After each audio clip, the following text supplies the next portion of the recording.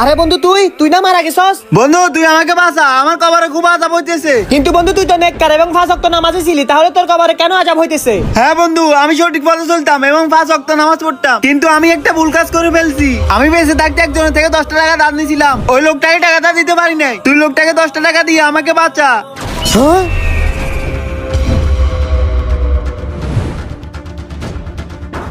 নোমান বন্ধু বাড়িতে আসস তুই?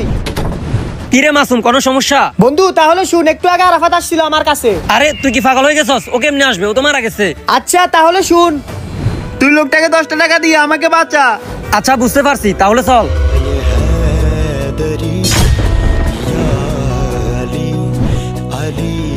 ভাই আমার বন্ধু আরাফাত মরার আগে আপনার থেকে 10টা টাকা ধার নিছিল, কিন্তু ও টাকাগুলা দিতে পারে নাই। নোমান টাকাগুলা দে।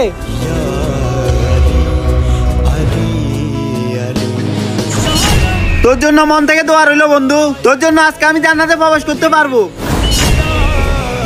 আল্লাহ মহান। ভিডিওটি ভালো লাগলে চ্যানেলটি সাবস্ক্রাইব করুন।